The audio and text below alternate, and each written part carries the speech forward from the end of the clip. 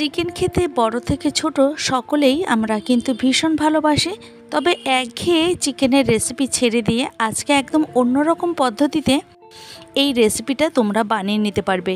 অনেক ভাই বা বোনেরা কাজের সূত্রে বাইরে থাকে, তাদের ক্ষেত্রে হাতে কিন্তু একদমই সময় থাকে না। মূলত তাদের উদ্দেশ্যেই এই রেসিপিটা শেয়ার করছি।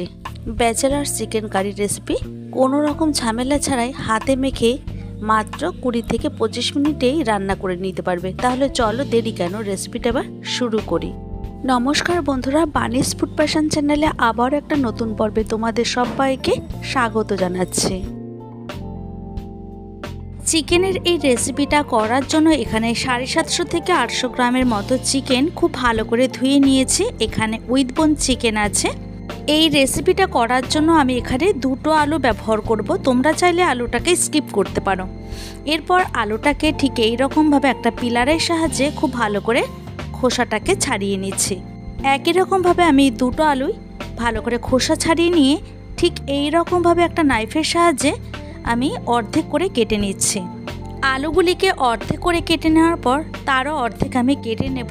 তোমরা তোমাদের পছন্দ অনুযায়ী আলুর পরিমাণটাকে বাড়িয়ে বা কমিয়ে নিতে পারো। তো আমার এখানে আলুগুলিকে কেটে নেওয়া হয়ে গেছে। এবার একটা বড় মিক্সিং বোল নিয়েছি, যার মধ্যে আমার সমস্ত উপকরণগুলিকে মেখে নিতে সুবিধা হবে। এবার চিকেনের টুকরোগুলিকে এই বোলের মধ্যে ঢেলে নিলাম।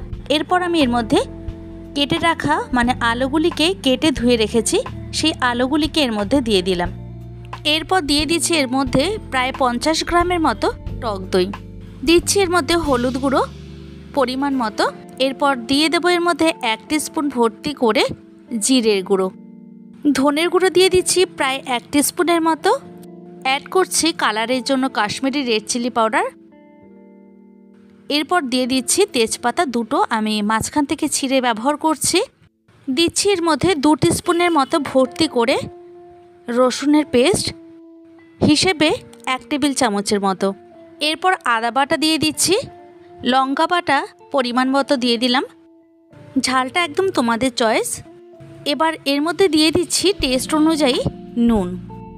এরপর দিয়ে দেবো 1/4 কাপ সাদা তেল।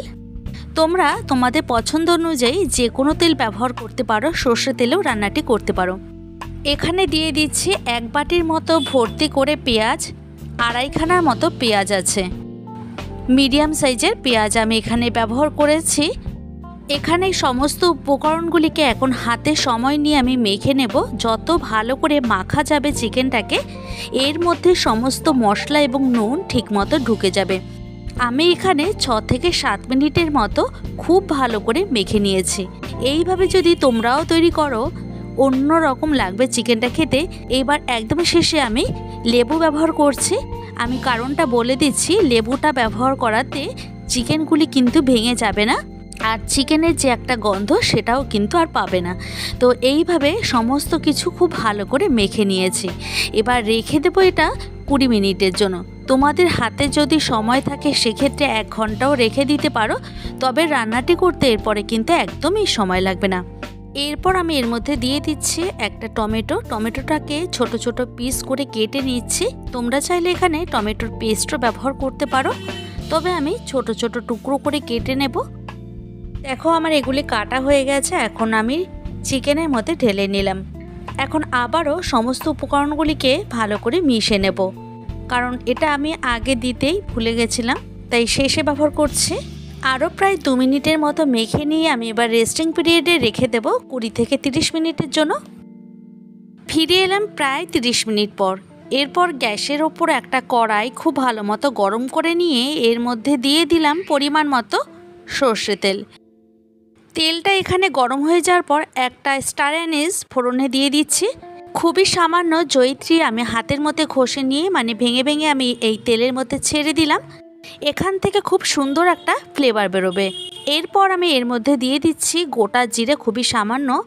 জিরেটা ভাজা হয়ে যাওয়ার পর এর মধ্যে একে একে ম্যারিনেশন করে রাখা আলুর টুকরোগুলিকে আগে দিচ্ছি, কারণ আলুটা প্রথমে দেওয়ার কারণে কালারটা কিন্তু খুব সুন্দর আসবে, তাই আমি প্রথমে ব্যবহার করছি। এবার আলুটাকে প্রায় 2 মিনিটের মতো হাই ফ্লেমে একটু লাল লাল করে ভেজে নেব। দেখো এখানে কালারটা চেঞ্জ হয়ে গেছে। এই পর্যায়ে এসে আমি এর মধ্যে একটু কাশ্মীরি রেড চিলি পাউডার ব্যবহার করছি, এতে কালারটা আরও সুন্দর লাগবে। এরপর ম্যারিনেশন করে রাখা চিকেনের টুকরোগুলিকে এর মধ্যে ঢেলে দিচ্ছি।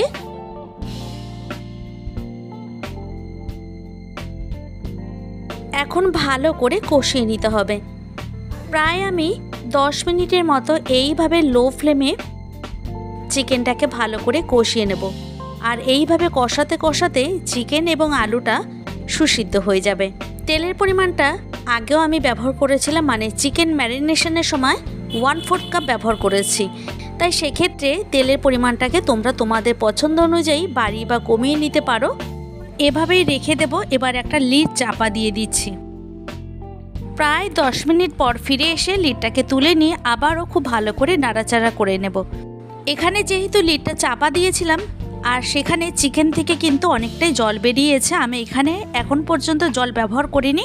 এই চিকেনটা তৈরি করার জন্য আমি এখানে জল আর ব্যবহার করব না, কারণ টক দইয়ের মধ্যে কিছুটা পরিমাণে জল ছিল।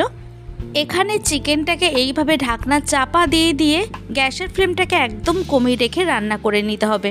তাতেই আলু এবং চিকেন খুব সুন্দর সুসিদ্ধ হয়ে যাবে। এখানে প্রায় 70% মতো রান্না হয়ে গেছে। এবার আবারও ঢাকনা চাপা দিয়ে আমি রান্না করে নেব। চিকেনের এই সুস্বাদু রেসিপিটি লুচি, রুটি, পরোটা, নান এবং ভাতের সাথেও পরিবেশন করতে পারবে।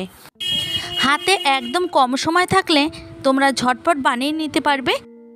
আর এই রকমভাবে মেখে নিয়ে যদি রান্নাটি করো তাহলে খেতে অসাধারণ হয়। একদম শেষে আমি গরম মশলা গুঁড়ো ছড়িয়ে তারপর আবারও ভালো করে নাড়াচাড়া করে নিচ্ছি। এখানে দেখতেই পেলে আমি কিন্তু জল ব্যবহার করিনি। তোমরা চাইলে গ্রেভির জন্য জল ব্যবহার করতে পারো, তবে আমি এই রকমভাবেই সার্ভ করব পরোটার সাথে। তৈরি করে নিলাম দুর্দান্ত স্বাদের হাতে মাখা চিকেন কারির রেসিপি। চিকেনটাকে এখন একটা সার্ভিং বোলে সার্ভ করে নেব। ভিডিওটি কেমন লাগলো অবশ্যই কমেন্টের মাধ্যমে জানাতে পারো। আর ভালো লাগলে প্রচুর লাইক এবং শেয়ার করার অনুরোধ রইল। আবার দেখা হবে অন্য কোনো ভিডিওতে, অন্য কোনো দিন এবং অন্য কোনো সময়। তোমরা সবাই ভালো থেকো, সুস্থ থেকো। আজকের ভিডিওটি আমি এখানেই শেষ করছি।